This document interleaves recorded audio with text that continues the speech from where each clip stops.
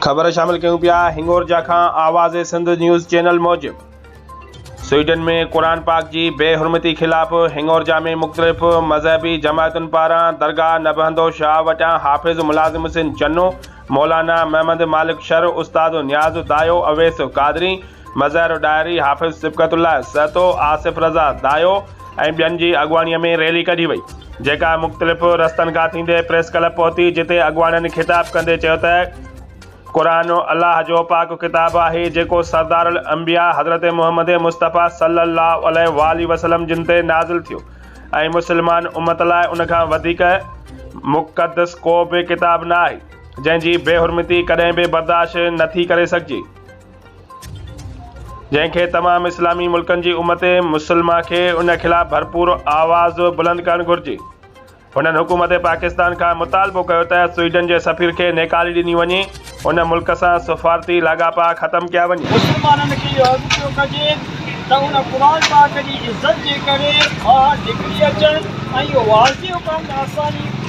محبت قرآن پاک اسا ہے آسانی قرآن پاک اسا ہے اسا اج بھی قرآن پاک اسا محبت کیوں تا محبت کندا رہدا سی اسا دل میں قرآن پاک کو سمایل ہے اسا دل میں قرآن پاک ابھی بھی موجود ہے انشاءاللہ تا قیامت یہ قرآن پاک اسا دل میں محبت موجود ہے جو کو سمایل کتے قرآن شریف کی گستاخی کندڑ لعنتن تے نبی پاک کے دشمنن کے نیست و نابود فرما دین اسلام کے دشمنن کے نیست و نابود فرما الہ العالمین یا عاشقان رسول گرمی میں نکتا قرآن کے عزت ناموس دینا ہنن کے گھر میں بچن کی حفاظت فرما جن بھی اساسا تعاون کیوں انہن سبنی جو خیر فرما سبنی جو خدمتوں قبول فرما سبنی جو اچن ویہن ہلن بدھن بدھائن سب قبول فرما صلی اللہ تعالی علی سیدنا و نبینا محمد وآلہ وصحبہ اجمعین لا الہ الا صاحب القرآن لبیک لبیک یا صاحب القرآن قرآن جلانے والے